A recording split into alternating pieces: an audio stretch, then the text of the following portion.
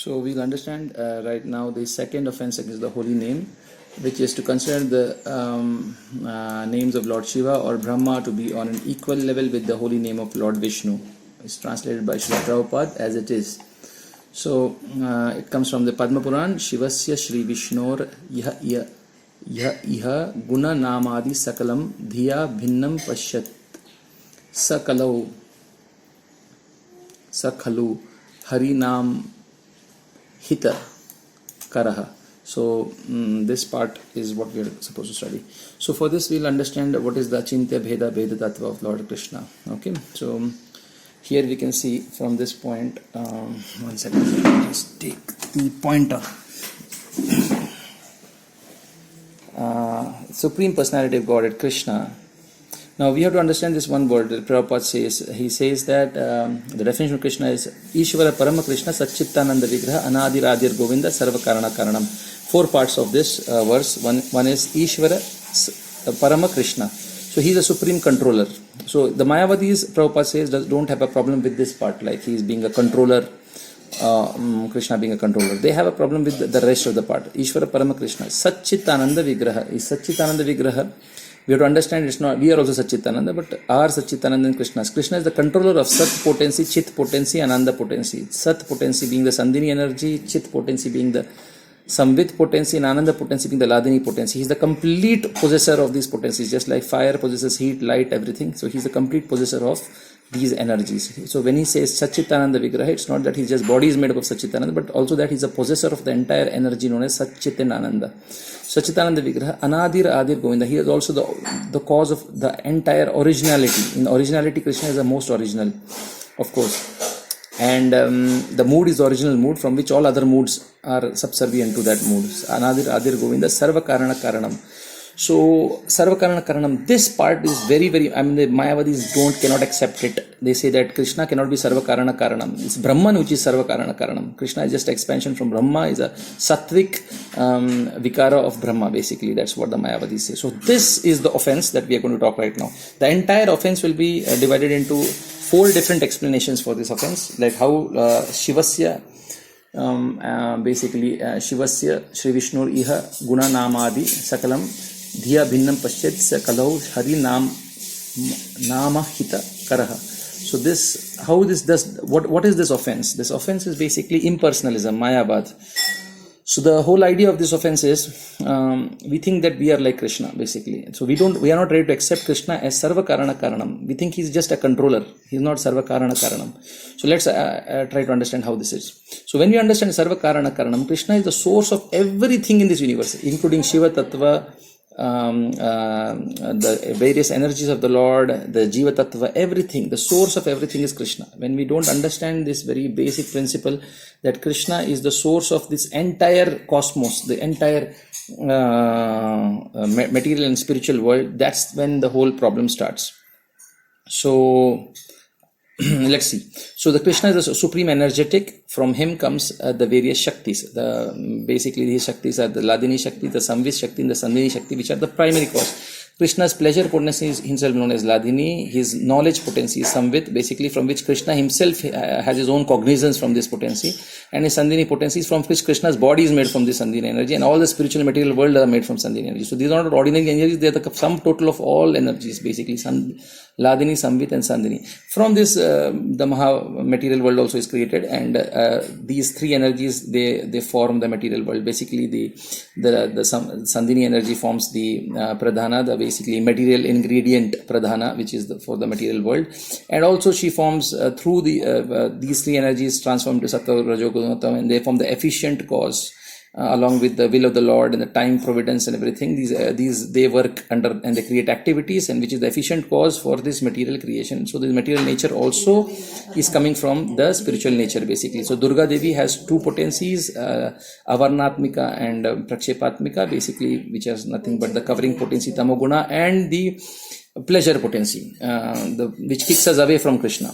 So all these things, everything is emanating from ultimately from these energies of which Krishna is there. So we should also understand, which of course Krishna through his Chit potency, Samvit potency, also he is expanding to his various incarnations basically, as Balarama, as also living entities are the function of that same Chit potency or the Samvit potency, because Krishna here, the knowledge of Krishna is transformed when he thinks that himself to be a cowherd boy of Vrindavan. Thinking, which is Samvit energy, is makes changes his into Balram, and then of course he thinks in different ways, and then that's how the things happen. And all these are eternally these are all eternally the energies of the Lord.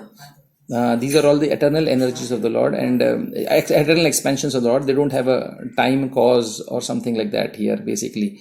So we have to understand that. So Narsim Dev or anybody is eternally existing within Krishna. So, but the function by which that happens, by which you can differentiate, is the Samvit energy. Because by thinking is the changing, I'm Narsim Dev, I'm Krishna. But the cognition, when the entire cognition changes, that is Jiva Tattva. So here, the Samvit energy only is a cause of Jiva Tattva, but here it's not just the thinking, it's a complete cognition has changed here in Jiva Tattva, where the cognition is that I'm a living entity, and that cognition is eternally different living entities. We have a different consciousness. We have a separate living consciousness from Krishna's consciousness. So from Krishna's perspective, of course, everything is the same. But from the living entities cognition, we have cognizant that we are living entities, and so the point is, when a small part of his cognizance energy, just the thinking part is changed, that is Balramji, basically that part of the Samvit. But here the complete change is there. In Jiva Tattva and Vishnu Tattva, complete 78% changes are there, complete changes basically in all the different energies also, not just not thinking. But the primary part is thinking, where Krishna is cognitively different from the living entity. He has a different separate cognizance, and Krishna has a separate cognizance. From Krishna's point of view, the cognizance is common. So basically, again, a Samvit energy, Chit potency, Chit expansion creates Jiva, or the Samvit, that we are come from the Samvit energy of the Lord, which is the thought process of the Lord. So okay, so whatever saying that we are eternally separate, like sparks of the fire, we are eternally a different form of a small energy of the Lord, and we are cognizant of our separate existence. We are different, and Krishna has his own complete universal cognizance. So let us not delve into that. But now Krishna expands into various tattvas, and one of his expansions is Shiva Tattva, basically, which is also like a small secondary fire. So these are like independent fires, where this is like a small secondary fire, basically, Lord Shiva, which is also dependent on the original fire. So it's not different from the original fire, but here he's an expansion, a guna avatar, not only a guna avatar, but it's also a direct expansion, like milk and curd expands into different ways. So in that way, Lord Shiva Tattva exists separately. So that different. So now when we understand the different kind of achintya bheda tattva, we have to understand it at 5 levels. One is the difference between Krishna and the living entity. Now we are like spark, Krishna is like fire. We are like small part and parcels eternally. We are not created, we are not dust. We are eternally existing with Krishna as small sparks. So we don't have the entire, Prabhupada also calls us like expansions of heat energy or light energy. We are not exactly the full fire energy also, because we don't have all the qualities of Krishna's fire.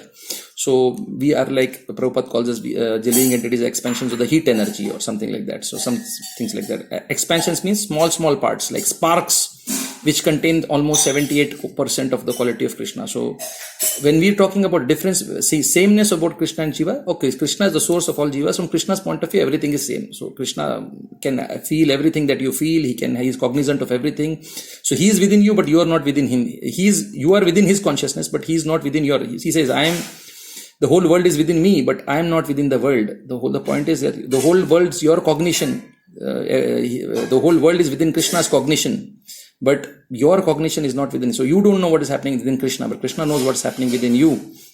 So that kind of cognition difference exists. That doesn't exist between this Balram and Krishna, because they are the same people. They are the one same person. Only thinking is different. You are different people itself. But from Krishna's perspective, he can understand your thinking, feeling, willing, everything. So from his perspective, Achintya Bheda Bhed is there, but there is no difference. But at the same time, from our perspective, we are totally different, because we have only limited cognitions. Eternally we are cognizant of our own little bodies. We are like small sparks of the original fire.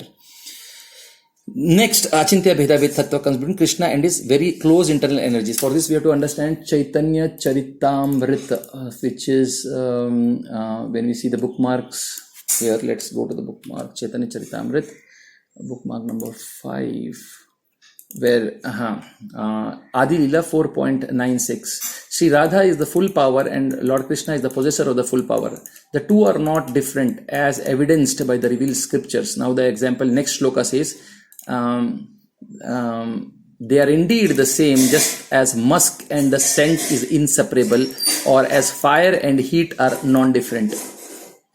So this is from Chaitanya Charitamrita direct translation, just as fire and heat are non-different. So example is given as fire and heat. And Srila Prabhupada, of course, there are so many different explanations that Srila Prabhupada gives from this perspective. So Prabhupada also says here, say, I incarnate my own potency, and here in Teachings of Queen, Quest for Enlightenment, Prabhupada says, God has unlimited potencies. The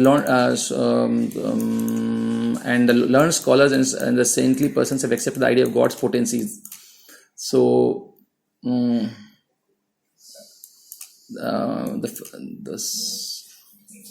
okay, now that part is missing. I don't know where it is missing. Where Prabhupada says that the heat is Radharani and fire is Krishna.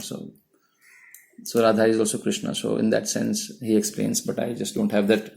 I just put a bookmark, but I forgot. Where Prabhupada also confirming the same thing, that the heat and fire example. So now if you see, there is no meaning to heat without fire. So these potencies are like heat of the Lord. Now heat of the Lord, now we are like sparks of the Lord, okay? Now our sparks, that too not fully 100% quality of Krishna, but sparks which are almost like having quality. We are expansions of the various energies only, of course, there's no doubt about it, but we are like sparks now. But the Achintya Bheda between Krishna and his various other potencies, like these potencies, the internal energy of the Lord is different. They are non-different from Krishna, because just like fire has no meaning without heat and or light, fire doesn't have any meaning. In the same way, the Ladini, Samvit and Sandhini potencies, they are the very potencies, just like he is the fire, but they are the heat and they are light. They are as infinite as the fire.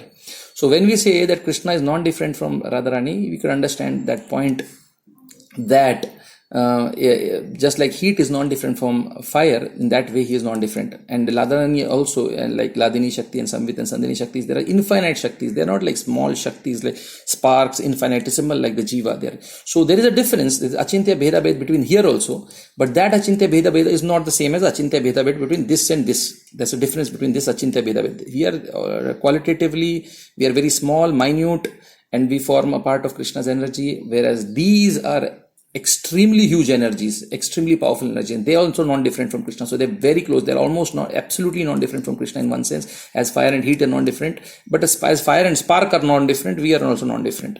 So this non-difference is different. Okay, so we cannot say that Radharani is exactly Krishna. So no, but Krishna is non-different from Radharani, because just like fire is non-different from heat. So when Krishna wants to come in the mood of Radharani, he becomes Lord Chaitanya. So heat and fire again combined together and form Chaitanya Mahaprabhu. So that again they unite into one. So but Krishna is not Radharani. He's Sandhini. Of course, we don't say like that, but the Krishna and Radharani are like fire and heat. So that's how we understand this whole potency of Krishna and Radharani ka Achintya Bheda Bhed. Next is we understand Krishna and the material world ka Achintya Bheda Bhed. This the material world is like earth, water, air, fire. All these things are actually coming from these energies only, manifestation and transformation of these energies. So in that sense, Krishna through these energies is not directly in touch with these energies. He is through his superior energy, he is in touch with the material energy. But ultimately, he can invoke any of these material energies at any point of time, because he can be present in any of these material energy. Any of this material energy, Krishna can personally be present. He can invoke it. If he wants to play the role of a stone, he can play the role of a stone, and that stone will be absolutely non-different from stone, but will be absolutely Krishna also, because Krishna includes everything. So there is an Achintya Bheda Bhed Tattva between the matter and Krishna also. Just like the taste of the water is Krishna, there is that the heat of the fire is Krishna. So so many things. There is Achintya Bheda Bhed between the matter, the external energy. This is the internal energy. This is the marginal energy. So this marginal energy is non-different from Krishna in a different way. The internal energy is non-different from Krishna in a different way, and the external energy is non-different from Krishna also in a totally different way. So there is Achintya Bheda Bhed between all these things. From Krishna's perspective, he includes everything. But from the different perspectives, stone is not Krishna, but Krishna can include stone also. So Ladini Shakti is not Krishna, but Krishna is Ladini Shakti in one sense. So but the difference is very, very different here. So the Bheda or the Achintya Bheda, Abheda. So the Abheda part we can understand very easily because Krishna is everything. But Bheda part is very difficult because Jiva Tattva Bheda is totally different, and Krishna Radhini Shakti Bheda is totally different, and the external energies Bheda is totally different. So Krishna is Absolutely, there is a different levels of difference between the Achintya Bheda Bheda Tattva. So one such thing is the Shiva Tattva, basically, which when Krishna expands himself, like when Krishna directly, this is the Vishnu Tattvas are just difference in thought processes, basically, just thought processes are different. He's the same person, there is no difference, his thought process is different. So that creates a different kind of an expansion. It's original fire, same potency, same everything. This fire is not different, but this is like a blue fire covered by smoke. Smoke is the material energy. So this fire is also fire. It's a quality of fire is there. Now Jiva also has Brahma. So Brahma Tattva is also within the Jiva Tattva only, whereas Shiva Tattva is not there. So Shiva is also in a different kind of a expansion of the Lord, but it's he is like a small fire, a blue fire, which is dependent on the original fire for all its, the Shiva Tattva is dependent on Krishna Tattva for its sustenance, for everything, but it is not independent of Krishna Tattva, but it's not a Krishna Tattva, it's not different, it's different. Similarly, just like we have Achintya Bheda Bheda here, we have Achintya Bheda Bheda here, we have Achintya Bheda Bheda here, similarly there is an Achintya Bheda Bheda here also. But this Achintya Bheda Bhed here that is existing is also like a different kind of a Bheda Bhed, basically. It's not the exactly same as this Bheda Bhed or this Bheda Bhed. So Lord Shiva is complete control of Maya or the material energy, this energy that we see here. He is the master of this particular energy, Lord Shiva. Because Lord Vishnu directly does not want to get in touch with this Rajoguna and Tamoguna. So he delegates that part to somebody else because he only wants to touch purely the Sattva Guna only in the material world. So he is a controller of the material Maya, but he is not the controller of the spiritual energies. That's why in Mohini Murti incarnation in the Leela, the spiritual energies like Yoga Maya can easily cover Lord Shiva against his will. Now they also cover Krishna also against his will, like Yashoda Maya when she is tying Krishna, she is carrying. But Krishna likes that because he's not really against his will. That's like he's eating a paneer. When he's eating a paneer, you may hate that that feeling of hot, like chili inside the paneer, but you love that chili is causing a lot of pleasure to you, so you want to eat the paneer. So Krishna doesn't want to be tied by Mother Yashoda, but he's overcome by that energy and he's forced to be tied. But at the same time, he loves that taste that he's getting from that being tied up. So that's why he's not against his will. Now we, on the other hand, are being forced by this Maya to be kicked and forced and totally against our will. So that doesn't happen in this case. Radharani says that if a gopi, gets angry with Krishna, even though Krishna doesn't want it, then I wish that a thunderbolt falls on the gopi. So a gopi may get very angry with Krishna and Krishna may not like it, but then ultimately he likes it. But if he really does not like it and still the the energy, if it acts against Krishna, then the supreme energy says that is, I'll hit a thunderbolt against that energy. So no energy of Krishna can act against Krishna. A living entity however, is completely under the control of Maya. Against his will, he's suffering. He doesn't want to suffer, but he's suffering. Krishna also suffers when Yashoda Maya is buying him, but he loves to suffer. So he actually likes to do that. So none of the energy can overcome him. So similarly, now Lord Shiva, Maya cannot overcome Lord Shiva. None of the material energy can overcome Lord Shiva. But the superior energy, Yoga Maya, she can overcome him against his will also. Completely against his will. Just like Jiva can be overcome by Mahamaya, Yoga Maya can overcome against his will. So that doesn't happen with Krishna. For example, the Yoga Maya, like in Mohini Murti, Lord Shiva never imagined that he will be captured by you. He didn't even have an idea what's happening, but she was completely enamored by the Yoga Maya potency of the Lord. And he got completely captured. Later only he realized what happened actually. Whereas Krishna is completely aware and is completely sanctioning it at every second when he's being tied by Mother Yashoda. So without his sanction, nothing is happening. He actually likes it. So although he doesn't like it, but he likes it. It's inconceivable, but that happens actually with Krishna. But with Shiva, it was not happening. So he's not under he cannot control the spiritual energy of the Lord. So these are different Achintya Bheda Bheds that exist between various. So now let's come back, revisit the verse and 4 types of explanations. Let us understand how we can understand that Shivasya Shri Krishna. So one understanding of the verse is when we understand Bhinna. Bhinna in Sanskrit dictionary means cleavage or cut basically. So we'll first understand Srila Prabhupada's definition. Then we'll go to Bhaktivinoda Thakur's definition. Then we'll go to Sanatana Goswami's definition, Digdarshani commentary and Brihad Bhagavatamrita. So first, let us go to Srila Prabhupada's. He says it is this is the most powerful explanation actually. In fact, in Prabhupada's explanation, he says that to consider Lord Shiva's name to be equal to or independent of Lord Krishna, that's an offense. So now, how do equal to is an offense? Because as we know, when we say Radharani is not different from Krishna, but when we say Radha is Krishna, that Krishna doesn't exist, Radharani only exists. That is Mayavad. So again, the whole concept of the second verse is having a Mayavadic conception. So let us see. All Acharyas are saying the same thing. that one should not have Mayavad. So when we think that Lord Shiva is absolutely non-different from Krishna, that is Mayavad. So Bhinnam, when we say Bhinnam Pashyati, so Bhinnam means that a cleavage or a cut. In Sanskrit, it means a cut. Just like a cake is cut into different pieces. So Vibhinna, when we add V to that, in Hindi, Vibhinna prakar ke khane. Like when you say that Vibhinna prakar ke vyanjan hai, khane hai. So what it means actually is that there is a stronger difference than Bhinna, it's more stronger. So there is a variety created, like there are different varieties of food. The quality of food is slightly different, but still they are the same. They are food only. You cannot say Vibhinna prakar ke food and car and missiles. You can't say Vibhinna. So they are not Vibhinna. They are different. They are Bheda. So Bhinna means there is a very small difference. Vibhinna means very small. Bhinna means just a cut in the original. It's not even a difference. It's just like when you cut a cake into different pieces, that separation that is created is Bhinna. So you are saying that when this shloka, when you see in that way, we are saying that one who sees that only small difference between Krishna and Vishnu, you are thinking that there is only a smaller difference. They are on the same level. They are comparable. Almost Shiva Tattva is equal to Vishnu Tattva. If you think like that, that is an offense. So Bhinna means very small difference. You cannot have small difference. They are not on the same level at all. He is the source of all Sarva Karana Karanam, whereas he is only Shiva Tattva. He is not the Vishnu Tattva. So to consider them on the same level, that Bhinnam means consider a very small difference between Krishna and Lord. They are almost comparable. So on the same level, so that is an offense, first of all. Second way of understanding this is to consider him to be independent of Lord Krishna. For example, now we'll understand the Bhinna in a different way. So in this explanation of Bhinna, we will understand that Krishna and Shiva are different. So what is the concept behind this? Is again Mayavad. How is it again Mayavad? Because they think that Mayavadis think that Brahman is the cause of everything. Sattvic Vikara of Brahman is Krishna and the Tamasya Vikara of Brahman is Shiva. That means the Sattva part of the Brahman part is Krishna and the Tamasic part is Shiva. So they think that Shiva has Tamasa quality which is not in Krishna. Maybe he is not the source of that. So they think that he has certain different quality, he has certain different qualities. That means both are controllers. Krishna is not Sarva Karana Karanam according to them. He is also controller, he is also controller. Both are different. So that's looking at this difference, understanding that Krishna and Shiva are totally different living entities. They are controllers. In Ishvara Parama Krishna, Maheshwara. Ishvara and Maheshwara. But not Sarva Karana Karanam. Krishna is not Sarva Karana Karanam. So again Mayavad.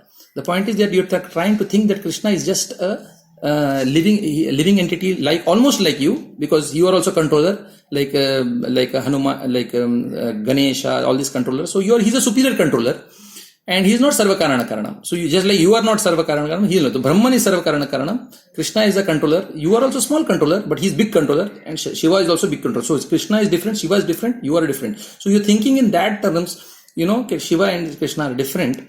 So you are thinking that Shiva is independent of Krishna because he is a controller, he has separate energy, he has separate energy. So both are controllers having different energy and both are independent of each other and ultimately dependent on Brahman. Again Mayavad. So the whole point is that considering to Bhinnam to be different, Shiva's qualities from being Guna, Rupa, Nama, having different quality constitutionally than Krishna's quality, because it's a Mayavad definition, because Krishna is causing Shiva, so it can. So now two definitions have been covered: equal to or independent of Lord Krishna. Third definition is to use Lord Shivasya as auspiciousness. Instead of Lord Shiva, we use it auspicious. If you understand this verse as auspicious, then the point that will come is to consider the all auspicious Guna, Rupa, Nama of Krishna to be different from his names, Guna and Rupa to be different from his Nama, that is offense. So what is again Mayavad? Same concept. We don't think that we think Krishna is a controller, simple, small, little controller. So he has just a controller. So he is not the source of all sources. So his name is different from him, because the controller means what? Name and form are different. No, but actually Krishna is the source. He is the source, Sarva Karana Karanam. So he is present everywhere. When he forms a deity, because the wood is also present within his energy, he can manifest as wood. Because the name, the sound energy is present within his energy, he can manifest as sound energy directly. When he wants to invoke Shiva Tattva as Putana, he can invoke Shiva Tattva also. When he wants to become Narayana against the gopis, when the gopis are searching for Krishna, he can invoke Narayana and he becomes non-different from Narayana also. Also he can become one of the gopas in Brahma, Vimohan, Liha, and he becomes non-different from his living entity also.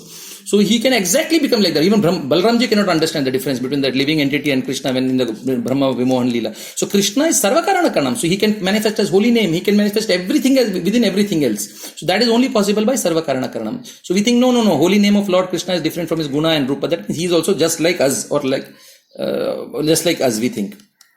So he is like Jiva only. So that is again Mayavad. To consider the all auspicious names of Krishna to be different from from his this thing. There's one more explanation, and another explanation is to consider the. This is Sanatana Goswami's explanation. To consider the names of Krishna and Shiva to be different, in the sense. You consider, now we know that Krishna's expansion is Lord Shiva. He's a Guna avatar. He's an expansion, or not only Guna avatar, he's also a direct expansion of Lord Shiva. He's not like a Jiva Tattva. Now we have to understand one thing. What kind of Mayavad exists? To consider Jiva to be equal to Krishna, that is Mayavad. Because we are spark, he is the fire. We are the small little form of cognizance. He is totally different cognizance, he is different. Consider the fire to be equal to spark, that is horrible. So that is Mayavad. To consider Radharani exactly equal to Krishna, that is also Mayavad. Although she is absolutely non-different from Krishna, being an energy of Krishna, but saying that Krishna doesn't exist, only Radharani exists. Krishna is just a name of Radharani. That is Mayavad again. Okay, this is Mayavad. Consider yourself to be equal to Radharani is also Mayavad. Why this is Mayavad? Because you are impossible. You are a little bit a small part of, that's a spark of fire. Where Radharani is the entire light of fire, infinite energy. You are an infinitesimal. To consider yourself to be equal to Radharani is Mayavad of the highest order. It is definitely. Similarly, to consider yourself to be equal to Shiva, or to pull Radharani to your level, or to pull Shiva to your level, or to pull Krishna to your level, all three are Mayavads. So now, when you are saying that Lord Shiva is an expansion of Krishna, just like Radharani expansion, these are different kind of expansions. They are Shiva Tattva. So, Krishna has certain qualities, being Supreme Personality Godhead. His name, form, activities are non-different from his Vishnu Tattva, which includes everything. So the name of Krishna is non-different from his form, from the Radharani, from everything. Everybody is included within Krishna, holy name. He is the source of all sources. So that is the quality. Okay, so the name of Krishna is Krishna Tattva itself, and it includes all Tattva. Similarly, name form of Lord Shiva is also Shiva Tattva itself. It is not Krishna Tattva. That is Mayavad. But the name form also of Lord Shiva is non-different from Shiva Tattva. So just like Krishna's name form qualities are similar to his name, so Shiva's name form qualities are non-different from Shiva. So to consider that Krishna's name and Shiva's name have different characteristics. They have different kind of characteristics. Like Krishna's name is non-different, Shiva's name is different. That means you are saying Shiva Tattva is no longer like the Supreme. He is like the Jiva Tattva. So just like you say, maybe Radharani hu, maybe Shiva hu. So you are trying to drag Shiva to the Jiva Tattva level. So that is also Mayavad. Because you want to jump from here, and from here you want to jump here. Basically, ultimately, the idea is to jump here only. So you want to either jump through here, or through here to here. So you want to become God, basically. So you want to drag him. Ye to hamare jaisa hi hai. Or you want to drag him down. Krishna is just like me only. Or you want to become like Krishna. Or you want to become like Shiva. Or thinking that you want to drag Krishna. Shiva's name, form, etc. is different. So for Brahma, his name, form are different. So the Shastra never says in any form this is an offense to consider the name of Brahma to be non-different from Krishna. It doesn't say. Because he doesn't have the characteristics. Our name, form are different from our Leela. We don't have any connection within that. But Shiva's name form is not, he has exact characteristics of Vishnu. That his name form are non-different from Shiva Tattva. So if you take that thing away from Lord Shiva, he becomes the Jiva Tattva. So that becomes Mayavad. So even from the explanation of Sanatana Goswami, okay, so because he has the quality of fire, he has the quality, we all Jiva Tattvas, or even up to the level of Brahma, we have the quality of reflected light. So our potencies, even if they exist, like Krishna's power exists, that is also like reflection of Krishna, Shakti Avesha. It's a reflection of Krishna's energy. Basically, something like, an energy which is reflected in there's a diamond or a gem, there's a jewel which reflects Krishna, Surya Kanta jewel, which reflects Krishna's light. But this is fire. This is not Surya Kanta jewel. This has got a small secondary dependent fire on Krishna, because it's expansion of Krishna. So you cannot make an expansion of Krishna like Jiva Tattva. That's the biggest problem. So that's what Shankaracharya says. He says that so Sankarshana represents Jiva. He says that Krishna is original, and then from Krishna comes other incarnation like Sankarshana, and from Sankarshana is actually Jiva Tattva, he tries to say. So what he tries to say is that when Krishna expands into another of his expansions, he loses some of his potency. But Krishna is Purnamidam. He doesn't lose any of the potency. And Purna, fully potent units will emanate. So we are eternally part of Krishna. Balram is eternally part of is the expansion of Krishna. It's not that Krishna at some point of time decides that I'll become Balram. So then he becomes Balram, and while doing this Sankarshan and everything, he loses his potency gradually, and ultimately he becomes Jiva Tattva at some point of time. So that's what Shankaracharya says. So Sankarshana is basically Jiva Tattva, which our acharyas definitely contest at that point. This is impossible because Krishna, by expanding, he doesn't lose his potency and ultimately becomes Jiva. So Jiva can reverse this path and become Krishna again at some point of time. That doesn't happen. So he says it's not. So Shankaracharya argues that when Narsimha Dev is coming from Krishna, so ultimately initially Narsimha Dev was not there. Only after Prahlad called him, he took that form. So at some point of time, Narsimha Dev came into existence. But as per the definition of Shastra, Narsimha Dev, Krishna has no beginning. So Narsimha Dev has beginning. So he is not Krishna. So he is a degraded version of Krishna. So that means further degradation happen and Jiva Tattva can happen. So that means Narsimha Dev is not, the expansions of Krishna degrade themselves. So ultimate degradation is Jiva. Just like evolution theory says, that Darwin's theory of evolution says one living entity enhances itself and becomes a seven living entity, then enhances. So monkey say man has come, for man has, everything has come. So ultimately one thing has degraded. So this is the opposite of that devolution theory of Mr. Shankaracharya, His Grace Shankaracharya. So which he says that he was devolved from Krishna to living entity. So ultimately we can, again we are also basically Krishna only, who was covered by progressive layers of Maya. That is not the case. Our acharyas clearly said Narsimha Dev were eternally existing with Krishna. Eternally. Only when Prahlad Maharaj called him, that particular part of Narsimha Dev came out from Krishna.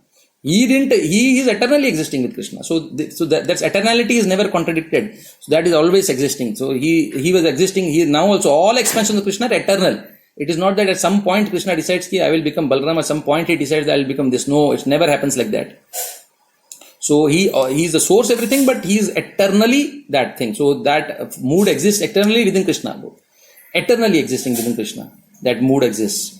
So Narsimha Dev is already there. Vaman Dev is already there. Krishna. So when that particular Leela, but devotee invokes, that particular mood of Lord is invoked and he comes out. And he doesn't mutate to become Narsimha Dev at some point of time. That is all wrong. Already Narsimha Dev exists in Krishna, he just manifests himself at that point for his devotee, who is trying to call him in that particular mood. So again, the whole point is that Lord Shiva cannot be, Lord Shiva being an expansion of Krishna does not degrade to Jiva Tattva's level. It is not that Lord Shiva has lost his potency, that his name and form are different from Lord Shiva. That means he is degraded. So if he has degraded to a level of a Jiva, that means it's a horrible thing. Like, it's a Shankaracharya's Mayavad philosophy. So again, the same Tattva is saying that when you are saying that Lord Shiva is non-different from Lord Krishna's name, Guna, Rupa, form, Lord Shiva's name is non-different from Shiva Tattva. But of course, to consider that Lord Shiva's name is non-different from Krishna, that is Mayavad. So Prabhupada is very clearly saying that to consider him on the same level as Krishna or independent of Krishna is Mayavad. But at the same time making a differentiation of Krishna's name and Lord Shiva's names in that sense, they are having different characteristics. Like he has the characteristics of a Jiva and not Krishna, and trying to do something like that, differentiating his names from being different from Krishna's names. So, because Radharani's name is also not different from Radharani. Hare, when we call, she is directly present in Hare. Radharani. She is not different. So to make that, if you say that no, Hare is different from Radharani, her name has a different quality than Krishna's name, then you are making her into an ordinary living entity, which is like a Jiva. That is offense. That's highest offense. So you cannot, so in that sense also, we can see that, so this second offense against the holy name is Mayavad, basically considering Lord Krishna to be like a living entity, or Shiva to be like living entity, or considering Shiva to be like Krishna, or considering Shiva to be independent of Krishna. All of these are Mayavad. So to consider that thought that Krishna is a controller and not the supreme cause of all causes, and that any expansion of Krishna also has that highest quality, any direct expansion. We are not direct expansion, we are just part and parcels. So to consider, to have an idea that Shiva's expansions are degraded, or to consider that Krishna himself is different from his name and form and everything, he is also like us, or to consider Shiva is like us, or his expansions of Krishna are like us, like Radharani or any Balram or anybody, to consider them to be like us, or to consider Krishna to be like us, or to consider them to be like Krishna directly. Of course, Balram is not different from Krishna, but consider the potency of the Lord, Shiva Tattva, to be non-different from Krishna. So this is the highest Tattva, Shiva Tattva. From that point onwards, the Brahma Tattva comes, or the Jiva Tattva comes basically. So up to this point also, if there is any distinguishing factor where we think that the Lord is degrading himself, or this thing is same. So that all this thing is Mayavad, where we think that Lord is just a controller. So he's not the supreme. So we are calling out the holy name of the Lord in terms of like a demigod calling out for a demigod. Oh Krishna, but we are not really calling out the cause of all causes, the supreme personality of Godhead. So similarly, unless we understand Krishna as supreme personality of Godhead, his Leela also we cannot understand. Prabhupada says, unless you understand this one point, you cannot understand the Gita, you cannot understand the Bhagavad, you cannot understand Krishna's Leela, you cannot understand Radharani's relationship with Krishna. Everything will be material for you. So the holy name will also be material for you. So until the point you understand Krishna Sarva Karana Karanam, that's the one point, that he is the source, Aham Sarvasya Prabhu, the source of every single thing in this universal creation. So unless we understand this Achintya Bheda Bheda Tattva and Sambandha Jnana of Lord Krishna, it will be extremely difficult. We'll be calling him out in a Mayavedic way, trying to, think of him as a controller.